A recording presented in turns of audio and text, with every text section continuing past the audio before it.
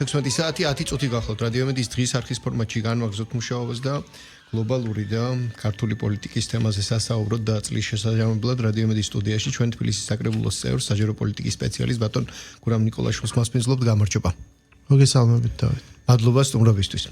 ბატონო გურამ, წელიწადი საკმაოდ საინტერესო იყო და გამორჩეული თემატიკა გასაგები ალბათ ტრამპის ადმინისტრაციის აბსოლუტურად სხვანაირი მუშაობიდან გამომდინარე, სხვა სისტემის შემოთავაზების ნათელი მაგალითები ვიხილეთ ჩვენ იგივე გლობალური თვალსაზრისით კონსერვატორულ და ლიბერალურ მსოფლიო ძალებს შორის კომუნიკაციისა და შემდეგ ამ ყველაფრის განტოტება. ასე ვთქვათ, ამ მიმართულების ერთ-ერთი ბოლო სიახლე არის ის, რომ პრეზიდენტ ტრამპის ადმინისტრაციამ ყოფილ ევროკომისარს ტიერი ბრეტონს და დეზინფორმაციის გავრცელების წინააღმდეგ მებრძოლი არასამთავრობო ორგანიზაციების ასევე 4 წარმომადგენელს ამერიკის შეერთებულ შტატებში ჩასვლა აუგრძალა. ანუ სანქციის გარკვეული ვარიაცია და ნაირსახეობა და ეს წლის ბოლოს ალბათ რაღაც ბევრ რამეზე მეტყველებს და ერთგვარი გამოხატულებაა ამერიკის შეერთებულ შტატებსა და ევროპას შორის მიმდინარე ურთიერთობაზე. იქნებ სწორედ აი ამ ჭრილში დავიწყოთ ჩვენ წლევანდელი წლის გლობალური პოლიტიკის იმ ნიშნების შეფასება, რომელიც უკავშირდება პირველ რიგში ევროპას და შემდეგ უკვე სამხრეთ კავკასიაზე გადმოვიდეთ. კი ბატონო, 2025 წელი იყო მართლა სანიშანსვეტო წელი, რომელიც რაც უფრო მეტი დრო გავაკიდე, უფრო შეფასდება დარწმუნებული ვარ მეტი და მეტი დრამატიზმით, როგორც ერთგვარი მნიშვნელოვანი წყალგამყოფი. ეს არის 80 წელი მას შემდეგ, რაც დასრულდა მეორე მსოფლიო ომი და შედგა ახალი მსოფლიო წესრიგი და პრაქტიკულად მეორე დღესვე დაიწყო ცივი ომი, შეიძლება ესე ითქვას, სხვადასხვა ცხელი წერტილით.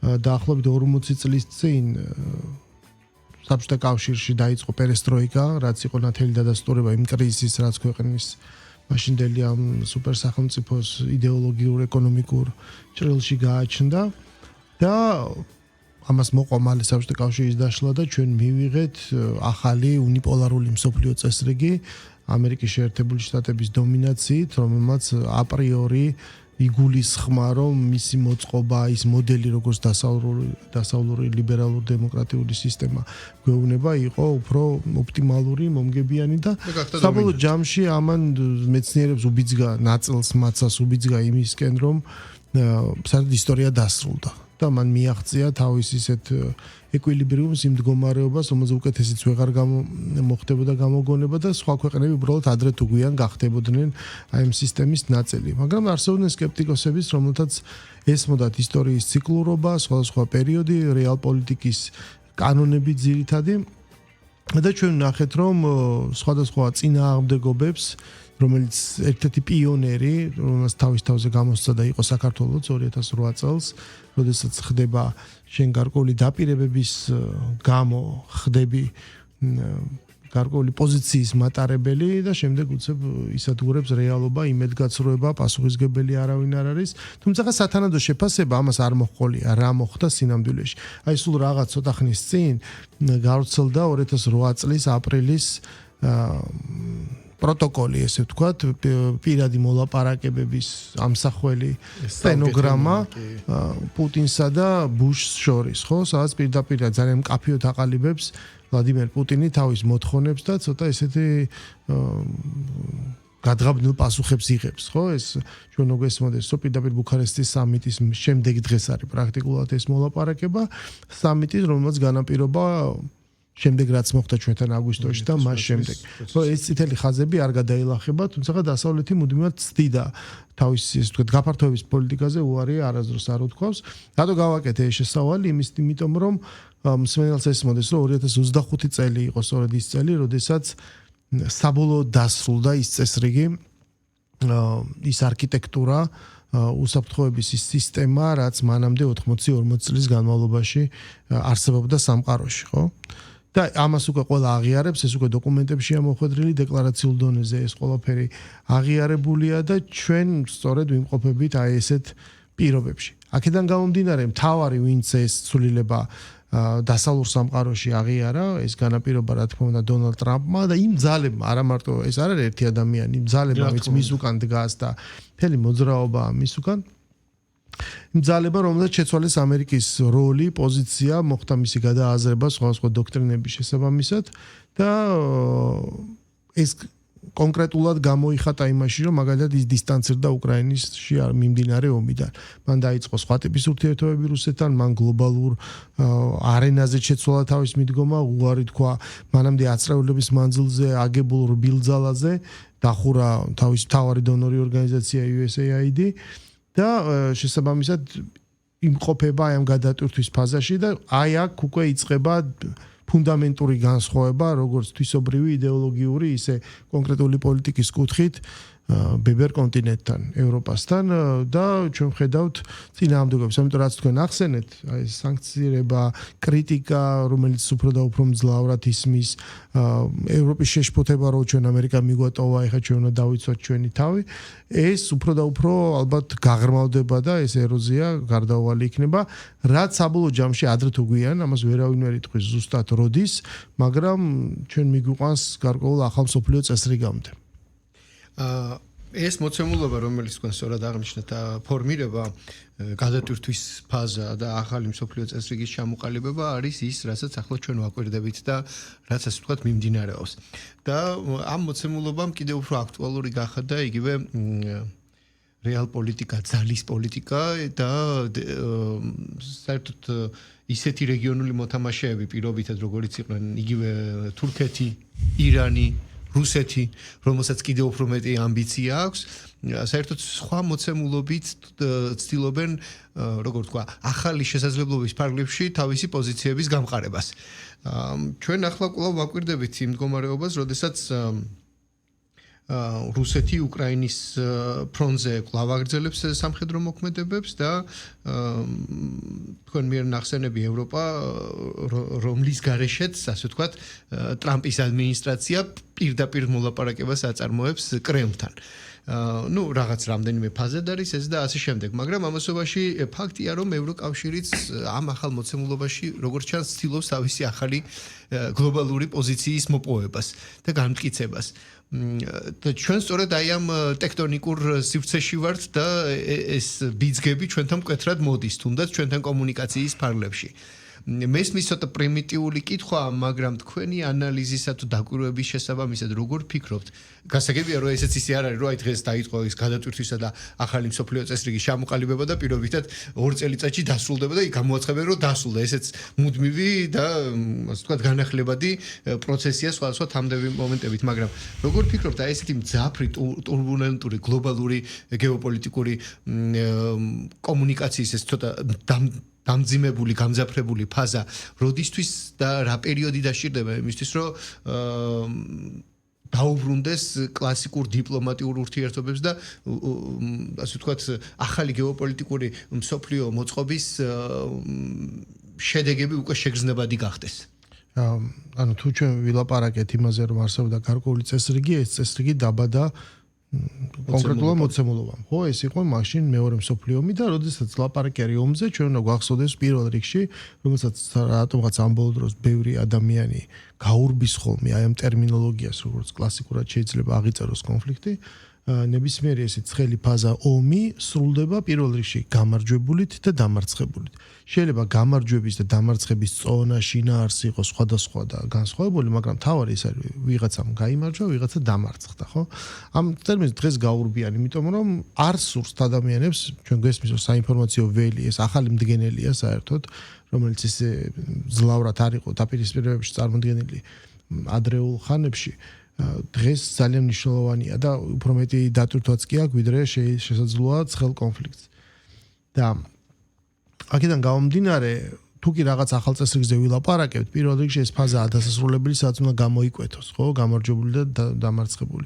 ისტორიას წერენ გამარჯვებულები და სწორედ გამარჯვებულების ზიან იმ მაგიდასთან, სადაც ხდება ხოლმე ახალი შეთანხმებების გაფორმება.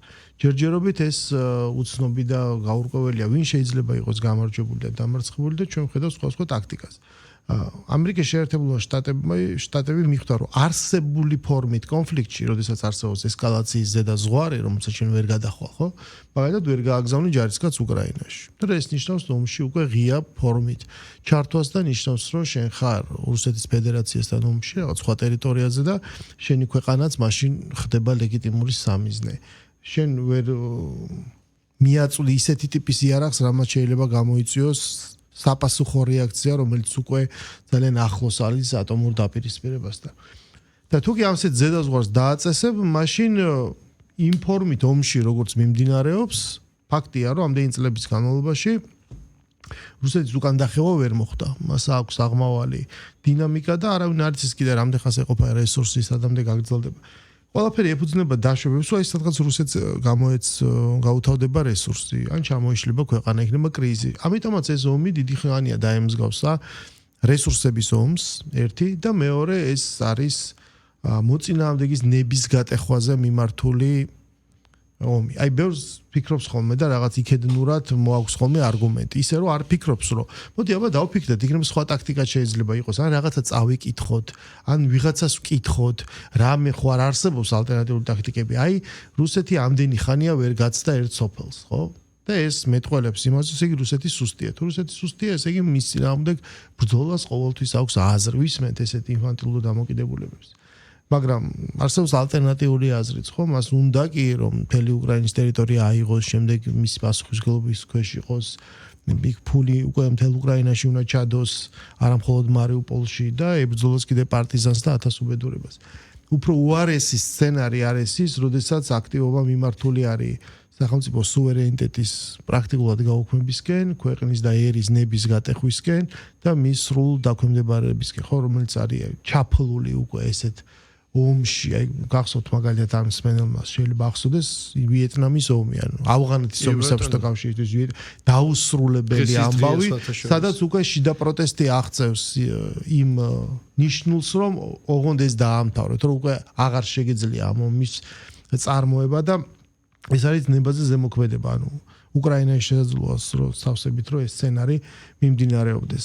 ამიტომ პირველ რიგში ეს რამდენ ხანს გაგრძელდება, არ ვიცით, მაგრამ ამაში რამდენი ხანიც არ უნდა გაგრძელდეს, სწორედ იმის შესაბამისი რესურსი დაიხარჯება. ფულადი, ინფრასტრუქტურული და რაც ყველა სამწუხარო ადამიანური, ხო? ეს ყოველდღიურად ნიშნავს ძალიან კონკრეტული რაოდენობის ადამიანებს, ვინც იხოცება ბრძოლის ველზე.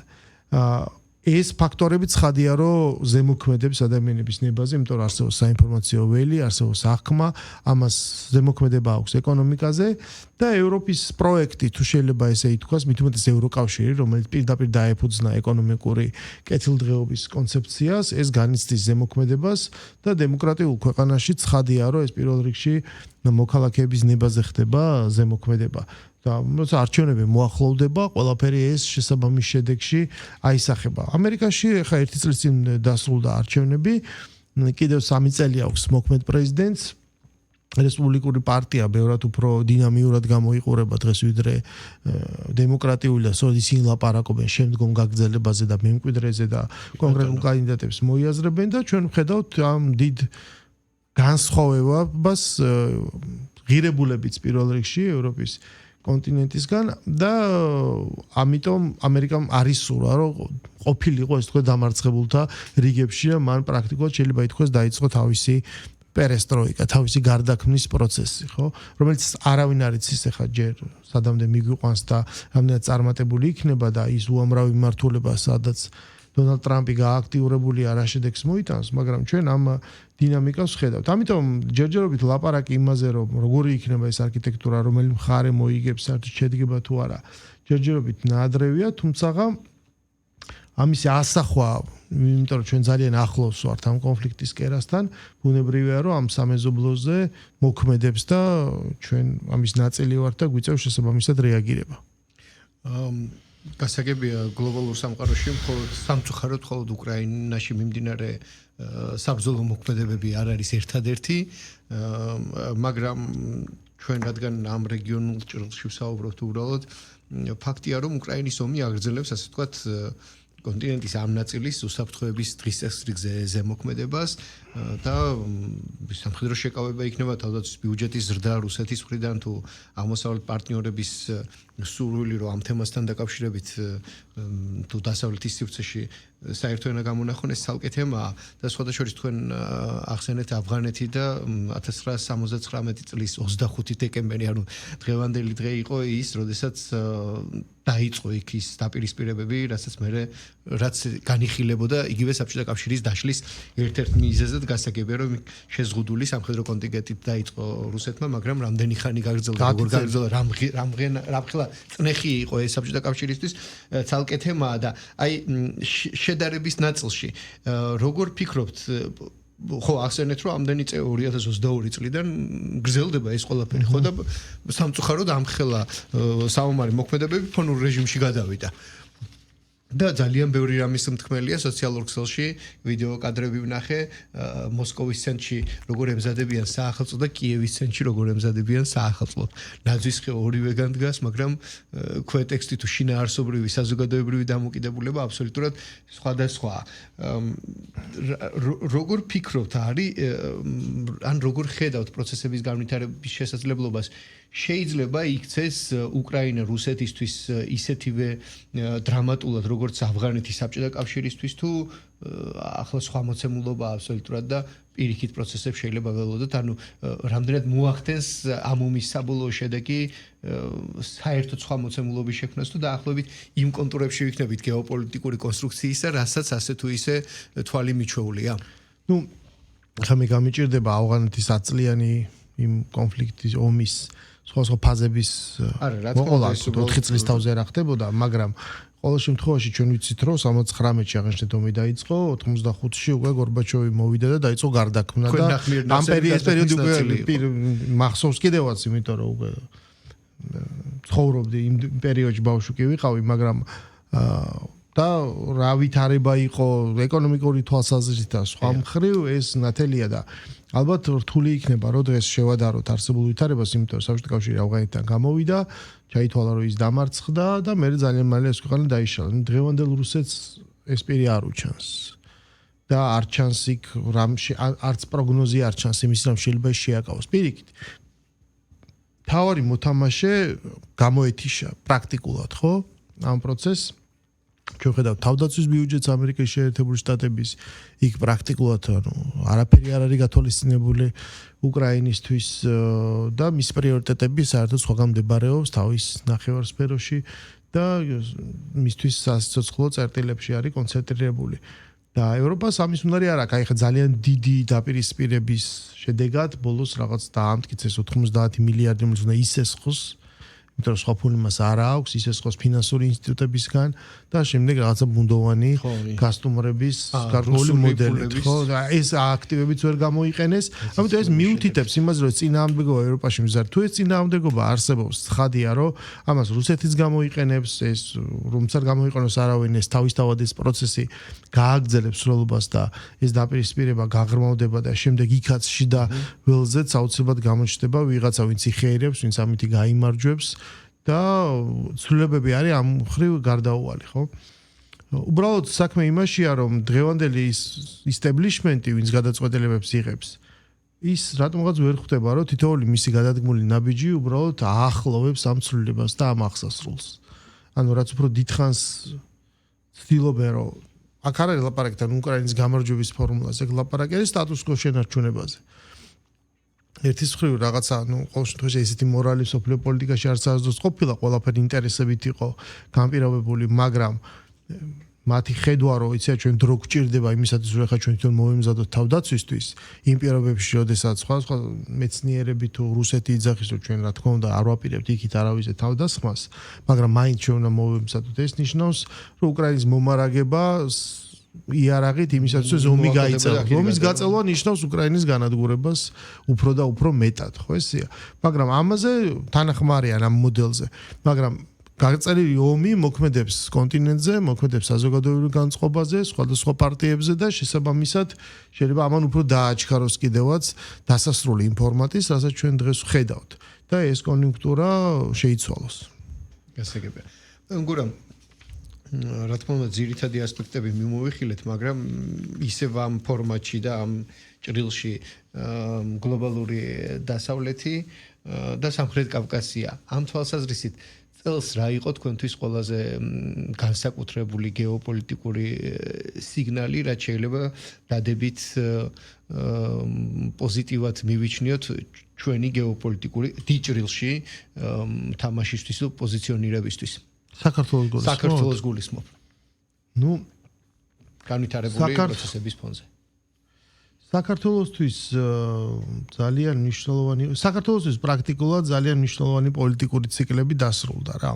ეს 2025 წელი იყო გარკვეულწილად აი ამ რაღაც კვინტესენცია თქვენი და შეჯამება, ხო? იმიტომ რომ შეიძლება ავიღოთ აი დაახლოებით 5 წლიანი პერიოდი. 5 წლის წინ ეს არის თქვათ, როდესაც საპარლამენტო არჩევნები ჩატარებულია 2020 წელს, რაღაცნაირად კი იყო იქაც ცდელობა, მაგრამ გინდა არ გინდა მაინც მიიღეს ეს პარლამენტი და შედგა მისი ფუნქციონირება. მართველი პარტიის თავმჯდომარე მაშინ ბიძინა ივანიშვილმა დატოვა პოლიტიკა გავიდა, მაგრამ შემდეგ ძალიან მალე დაიწყო ესკალაცია, ხო? ჯერ გიორგი გახარია, რომელიც გავიდა, ესე ვთქვათ, გადადგა თანამდებობიდან და გარკვეული კრიზისი ჰქონდა. ძალიან მალე მოვიდა ადგილობრივი თვითმმართველობის არჩევნები 21 წლის შემოდგომაზე, სადაც ვნახეთ მიხეილ სააკაშვილის ფარული ჩამოსვლა არჩევნების საბაბით რაღაც არეულობის შექმნის და გადაყირავების მიზნით, ხო ესია.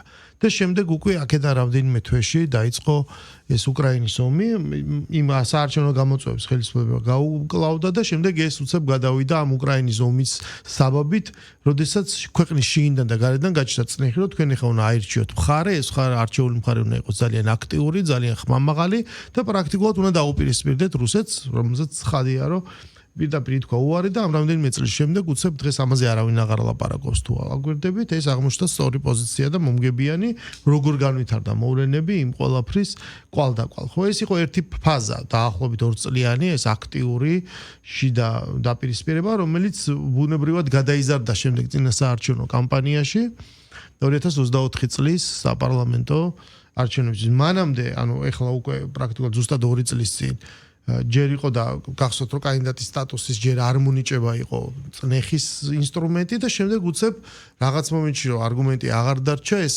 კანდიდატის სტატუსის მონიჭება მოხდა და შემდეგ უკვე ეს მონიჭებული სტატუსის გამოყენება მოხდა ერთგვარად ბერკეტად რომ აი თქვენ უკვე კანდიდატი წევრი ქვეყანა ხართ ამიტომ გევალებათ რომ ეხლა ეს გააკეთოთ.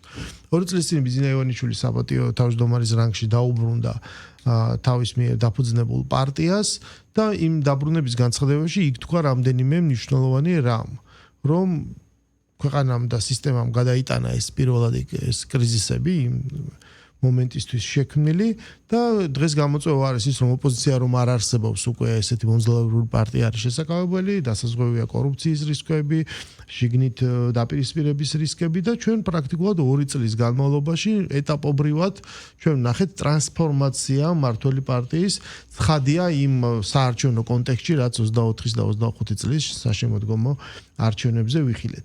თუმცა დაპირისპირება ვინაიდან მართლა არ არსებულ ოპოზიციას არ მოაჩნდა არც ინტელექტუალური, არც არანაირი რესურსი, რომ წინააღმდეგობა გაეწიან, უბრალოდ კონკურენციაში შესულიყო მართლ პარტიასთან, მათ გადაწყვიტეს უკვე ბოლო ინსტრუმენტი რაც ხონდა, ეს არის თვითდესტრუქციის რეჟიმი. ხო, ანუ შანტაჟი იმ გაგებით, რომ აი, როდესაც ვიღაც აშანტაჟებს, რომ თუ რაღაცას არიზამ, მე ხა გადავხტები ხიდიდან. ხო, ესე ანუ ერთადერთი მათ შეეძლო სწორედ აი ესეთი რადიკალური ნაბიჯი, ექსტრემისტული ბოიკოტი, ბიულეტენების გადაყრა, წინააღმდეგობა, რაღაცა პროტესტი. აი დაფიქრებული ხარ რას ნიშნავს სიტყვა პროტესტი. ანუ ის კი არა რომ წინააღმდეგობა, ორთაბრძოლა, გამარჯვება და არა უბრალოდ პროტესტი, რომელიც არის გარკვეული არდათანხმების პასიური შეიძლება ითქვას ესეთი აქტი. ასე პროტესტი ნიშნავს რომ გამოხატავ რომ ესე იგი რაღაცა გაქვს სათქმელი მეშინ არ გეთანხმები და ეს პროტესტი გაგებულია, მოსმენილია, მაგრამ ნუ ამითი არაფერი არ შეიცვლება.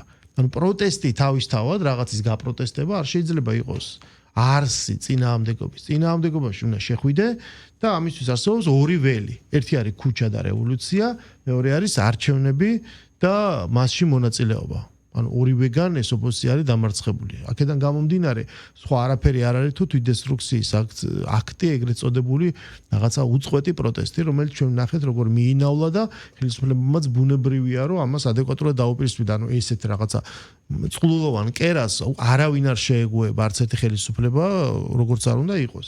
ამან გამოიწვია ცხადია იმ რეაქციული კიდე კანონმდებლობის თუ სხვა ინსტრუმენტების მიღება, რამაც უნდა დააბრუნოს საზოგადოებრივი ცხოვრება ერთიან ჩარჩოში, ხო? ჩვენთან არის suppose ერთი კონსტიტუცია, ჩვენ ორი კონსტიტუცია არა გვაქვს, ერთია და წესრიგი და სამართალი არის მხოლოდ ერთი, ვერ იქნება პარალელური საპრეზიდენტო ინსტიტუტი ვერ იქნება სალომე ზურაბიშვილი პრეზიდენტი, როგორც უნდა უწოდოს თავს და შემდეგ ის თავის ამ პრეზიდენტობას შეიძლება მხოლოდ სახლში იყოს მის საზღვრებში, ქუჩაში ვერ აღასრულებს რა, რომ ის ვიღაცის პრეზიდენტი როგორც პრეზიდენტი ახერხებს შეკრებას. თენამე არც ერთ ქვეყანაში არ ხდება და არც აქ არ მოხდება. და თუნდაც ეს მოხდეს, მაშინ ისე ვიძახი, არ უნდა შეცვალონ ეს მოცემულობა არჩევნებით ან რევოლუციით.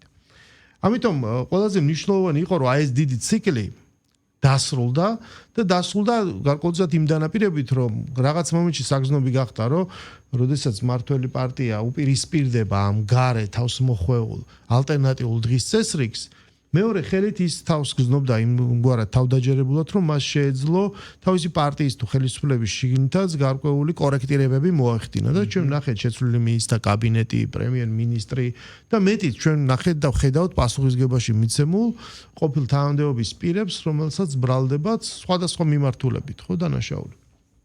ყველაზე უცნაური, ანუ სხვადასხვა რამეზე აკეთებენ აქცენტს, მე ვაკვირდები ხოლმე სიტყვაზე, აი თქვათ ოპოზიციური მედია აქტივისტები, ეს უკვე შერწყმულია ერთმანეთთან ამის განსხვავება, რომ ვიღაცა დიდი ხანი ამბობდნენ, რომ ჩვენ თავისუფალი მედია ძირითადად იყენებდა ხოლმე ნიკა გვარამია, პროკურორი, რომელსაც გახრწნა ეს ჯერ თავის სისტემა და შემდეგ უკვე მედიაველი, ხო? ეს შერწყმულია დღეს უკვე ეს აქტივიზმი, მედია თუ პოლიტიკოსია, უკვე აღრეულია ერთმანეთში და ისინი აქცენტს აკეთებენ, რომ აი მან ვიღაც უცხოეთის მოქალაქემ როგორ მისცა ქრთამი და იყიდა. ну იმან კონკრეტულ რაღაცაში გადაიხადა ქრთამი, მაგრამ თავარი ბრალდება რაც მე მოვისმინე და რაც ყველაზე უფრო არ ვიცი გამაოგნებელია არის ის რომ თურმე საერთოდ აი ეს პოლიტიკური ველი სინამდვილეში რაც ზედაპირზე რაც ჩანს ხო კატასტროფაა, მაგრამ ანუ ამის მიღმა სრულიად გახსნილია, იმიტომ რომ სრული სერიოზულობით არსებობს ბრალდება, რომ ესე იგი უსაფრთხოების შეფი ფულს უხდიდა სხვადასხვა პოლიტიკურ აქტორებს ოპოზიციას, ანუ ზედაპირზე ადამიანები ხედავენ რაღაც სამდროს ასოციაციულ დაპირისპირებას და ზურგს უკან თურმე ვისი რა ინტერესი როგორ ტარდება ადამიანები არ იციან და აი ამ ოპოზიციურ ველზე ეს კითხვები საერთოდ არის. ამაზე აქცენტს არავინ არ აკეთებს, აბა ვინ აიღო. როდესაც რაღაც საერთო ფორმატებში ზიან ხოლმე. ანუ ვინ ვის ენდობა, რატომ დგანან ერთად, გუშინ იჩხუბეს ყველა პარტია გათითქოდაცა და გაიყო. შემდეგ რაღაც ფორმატებში მაინც ერთად არიან. რას ემსახურებიან, იდეისგან მთლიან დაცილებას ვხედავთ. ანუ ყველაფერი რაზეც მათ ფსონი დადეს და რატომღაც დაერჩიეს საგარეო პოლიტიკა, სადაც ყველაზე ძლიერი არის აღმოჩნდა ქართული ოცნება და რითიც მან მოიგო, მაინც და მაინც აქ დაუპირისპირდნენ, ხო? ანუ იმ სწორ პოზიციაზე რაც სახელმწიფოსთვის აირჩია ქართული ოცნება, ოპოზიციამ თქვა, რომ ეს არის ტრაგედია, დაღუპვა, ჩვენ უნდა ვათენოთ ქუჩაში, რომ ქვეყანა დავაბრუნოთ სწორ რელსებზე. ანუ აი ამ სიგიჟე ნაცვლად იმისა, რომ ფოკუსი გასწორებულიყო როგორც აღმოჩნდა გარკვეულ მტკივნეულ უბნებს, ანუ რომლის აღიარებაც მოუწია ხელისუფლებას, ხო ესეა. იქნება ეს კორუფციის ამბავი, სოციალური ამბავი, იმიტომ რომ აღმოჩნდა რომ ფასები ესე ვთქვათ, ფასწარმოქმნა ხდება თლათ სამართლიანად არა და ბევრი სხვა მიმართულება. ანუ ეს არის ის სფერო, სადაც ოპონირება უნდა გაუწიო, მაგრამ აქედან ჩანს რომ თავარი ესე ვთქვათ თურმე პოლიტიკური ჯგუფებისთვის არ არის არც მოსახლეობა, არც ღირებულები, არამედ არის უბრალოდ შიშველი ძალაუფლება. თავარია რომ და ეს არის 2003 წლის სინდრომი. ანუ 2003 წელს მიხეილ სააკაშვილის მიერ მოწყობილმა აი ამ რაღაცა გადატრიალებამ ბევრმა მიიღო რომ ეს იყო ხალხის ძალა, მაგრამ იქ ბევრი ფაქტორის გამო ეს იყო რაღაც ესეთი ცვლილება გადატრიალების ფორმით, რაც გაამყარა ცხადია მაშინდელმა პრეზიდენტმა გადადგომით, ამის აუცილებლობა არ არსებობდა, ხო? ეს დაილექა გონებაში როგორც გარკვეული ინფანტილური სცენარი, რომლის გამეორებაც შესაძლებელია და რომ იგივე მდინარის შესვლა ისევ შესაძლებელი. რაც შეუძლებელი. და უბრალოდ ბევრი ფაქტორი არსებობს, როგორც დღევანდელი რუსეთის შედარება აი ამ პარამეტრებით მაშინდელ საბჭოთა კავშირში 80-იანი წლების საბჭოთა კავშირთან არ არის მიზანშეწონილი.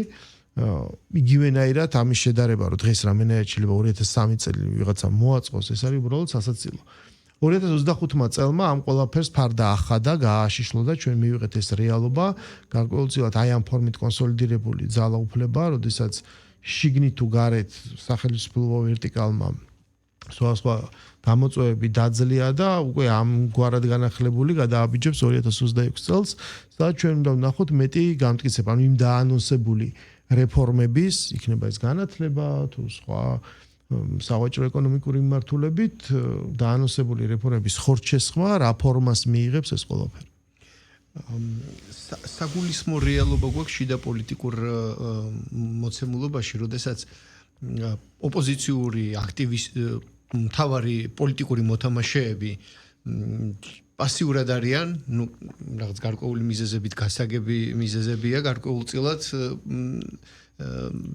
ეს ციხეში ან გარმოსულთა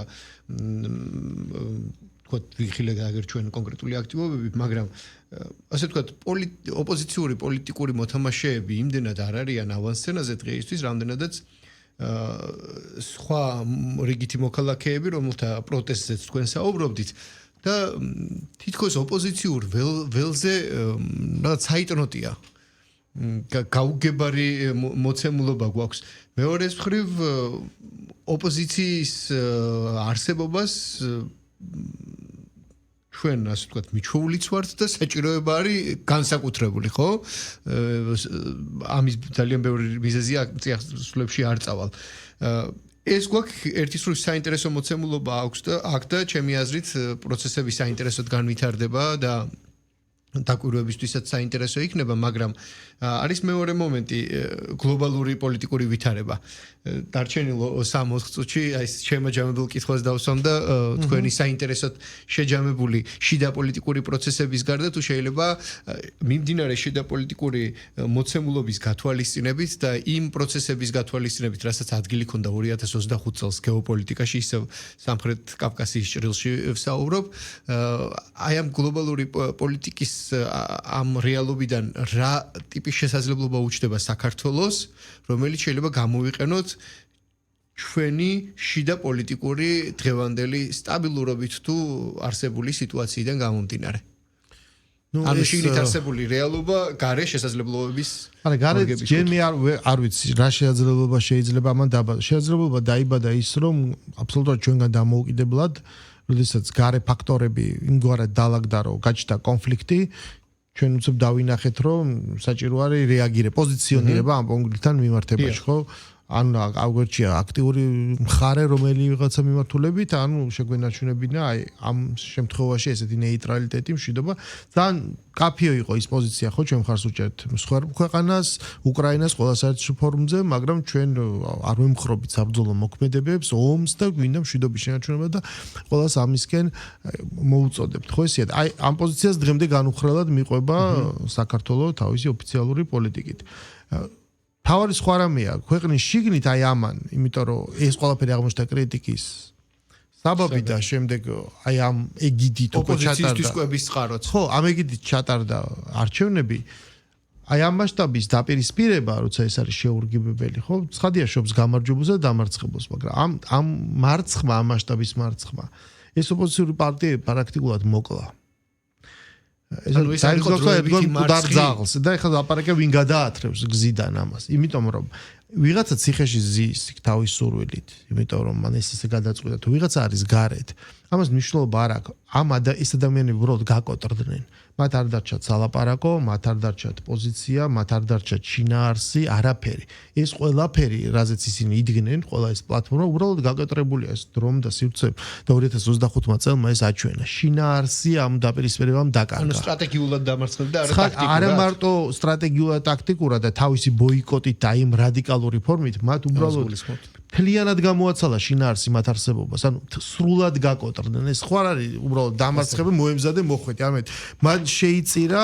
თავის პოლიტიკური კარიერა რენომე მთელი ბოლო წლების ამ კონკრეტული ფიგურების არსებობამ პოლიტიკაში საერთოდ დაკარგა ყოფობა, ანუ რა განსხვავება არის მასსა და ნებისმიერ მოქალაქეს შორის. პირიქით, მე ნებისმიერ მოქალაქე ბევრად ფასეულია, იმიტომ რომ ის არაფერ მსგავსი გასროლი არ არის, ხო? მაშინ შეიძლება თავისი გულწრფელი ხედვა ან სხვა რამე ჰქონდეს და ეს მათივე პროტესტი ამას აჩვენებს, ხო? რატო არის, რომ ყველა სიცოცხლის უნარიანი ნაწილი საერთოდ არ აღმოჩნდა პოლიტიკური ლიდერების მიერ შექმნილი პროცესი, ხო ესეა? ამიტომ რაც მალე მოხდება ამ ველის გასუფთავება ამ ნარჩენებისგან და ფორმალურადაც ის გასუფთავდება, ერთ-ერთი მოლოდინი, რაც მე მაქვს 2026 წელთან დაკავშირებით, ის არის, რომ ეს პროცესი უნდა დასრულდეს, აი ამ ფსევდოპოლიტიკური ძალების უტილიზაციის, თუ შეიძლება ესე ითქვას, და მათ უდიდეს წილად თვითონ შეუწყეს ამას თავის ხელს. ისინი გავიდნენ ფორმალური პოლიტიკიდან, ანუ ის მათ გადაინაცვლეს ქუჩაში და ქუჩით სცადეს შემდეგ, ხო, ვითარების შეცვლა და აქ დამარცხდნენ. ეხლა ნუ ნაპოლეონი დამარცხდა და ჯერ ერთხელ გადაასახლეს და რო დაბრუნდა მერე მეორეთაც გადაასახლეს, ხო? ეხლა სხვა დრო ყოფილიყო და სხვა ფიგურა საერთოდ სხვანაირად დაამთავრებდა ალბათ.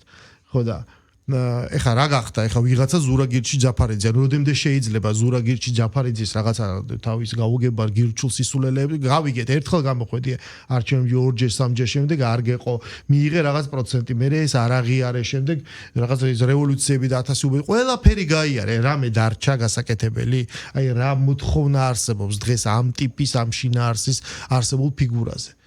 აი ვინმე ამიხს ისკეპიც კი გაცვდა რაც აი მეორე დაიხურა ყველაფერი ეს გაცვდა ამიტომ ეს ყველაფერი არის ეს აბსოლუტურად როგორც ზედმეტი სული ნაგავი არის გასატანი და როგორც შესაბამისად გამარგლი რაღაცა მინდორს და უკვე ნაყოფიერი პირობების შექმნა რაღაცას აღმოაცენებს და მით უმეტეს აქტიური მოქალაქეების ნაკლებობას თურმე არ უჩივით საჭიროა რომ ეს მე მოლოდინი მაქვს რომ 2026 წელს ეს გაჩნდება თუ გაჩნდება ხელისუფლებას გარკვეულწილად ხელი უნდა შეუწყოს ამ პროცესს მაგალითად ეხლა ვიღაც სიტყვა როგორ უნდა შეუწყოს პირიქით უშლიან მათ ინტერესში არავინ არ იყოს მე არ მგონია რომ ეს იყოს ჩვენ ინტერესში იმიტომ რომ დიალექტიკა ნებისმიერ დემოკრატიულ საზოგადოებას სჭირდება და არა რაღაცა ესეთი ავტორიტარიზმი მით უმეტეს ჩვენი ბიოგრაფიის მქონე ქვეყანას ხო აგერ სულკანასდელი ინიციატივაც კი ხო ითქვა რომ აი ჩვენ გვაქვს კონკრეტული პრობლემა სხვაებიც ლაპარაკობდნენ თუნდაც ზედაპირულად მაგრამ აი ჩვენ დავინტერესდით ამ პრობლემით ამას მიუდექით ცოტა სიღრმისეულად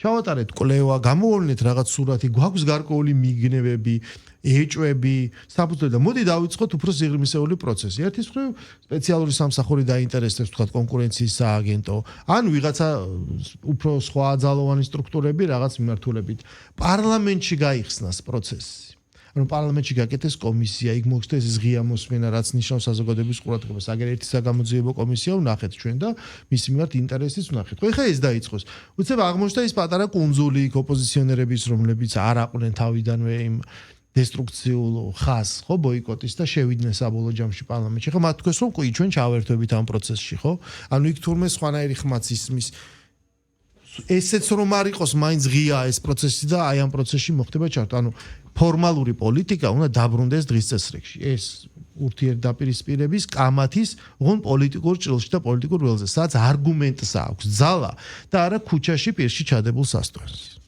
თქვენ სწორად აღნიშნეთ ოპოზიციის აქცენტების გაკეთება მხოლოდ თქვა საგარეო პოლიტიკაზე და ყურადღების არ გამახვილება იმ სოციალურ საჭიროებებზე საზოგადოებრივ საკითხებზე რაც ყველაზე საგულისხმო და საინტერესო ალბათ ერთ-ერთი თავარი წყალგამყოფი შეიძლება გახდა იმ პროცესების თვალსაზრისით რაც ჩვენ ვიხილეთ და ზოგადად სოციალური საზოგადოებრივი არა აბსტრაქტულ პოლიტიკური არამედ ხელშესახების საკითხების გააქტიურება ალბათ უნდა იყოს ყველაზე მნიშვნელოვანი და საგულისხმო ჩვენი საზოგადოებისთვის და მართლაც მრავალფეროვანი მრავლისმთქმელი იყო ეს წელიწადი და დავაკვირდებით როგორ განვითარდება პროცესები უკვე 2025 წელს. იმიტომ გავამახვილეთ თქვენთან ერთად ყურადღება საგარეო პოლიტიკაზე დიალოგით ამ ყველაფერზე რომ ქვეყანაში შიგნით არსებული პროცესები რა თქმა უნდა აძლევს სახელმწიფოს შემდეგ უკვე ჩაერთოს, არ ჩაერთოს ან რაღაც ტიპის მოქმედებები განახორციელოს საგარეო ველზე, სადაც ჩვენ როგორც აღნიშნეთ ძალიან გლობალური გარდამტეხი პროცესები მიმდინარეობს და ამ კონსტრუქციაში ჩვენი ადგილის მოპოვება ალბათ დიდ გეოპოლიტიკას ვფიქრობ, ყველაზე მნიშვნელოვანია სწორი პოზიციის მოპოვება და შიდა პოლიტიკური პროცესები აუცილებლად იქნება განხილვისა და ინტერესის საგანი მომავალ წელსაც, მით უმეტეს რომ ჩვენ საარჩევნო წელიწადი უახლოეს 2 წელიწადი არ გვაქვს, ხო? საპარლამენტო არჩევნები გველოდება წინ და მანამდე ალბათ მოვლენები ლოგიკურად განვითარდება მრავალფეროვნად. მადლობა სტუმრობისთვის. მადლობა თქვენ მოწვევისთვის, გილოცავთ დამდეგ შობას, ახალ წელს და ღმერთმა დაგვასწროს უკეთეს საქართველოს. დიდი მადლობა კიდევ ერთხელ ჩვენ თბილისის საკრებულოს წევრს, საჯარო პოლიტიკის სპეციალისტ ბატონ გურან ნიკოლაშვილს მასპინძლობდით. ჩვენ იმასთან დიალოგი რადიო ემდის Facebook გვერდზე განთავსდება. მადლობა დროებით.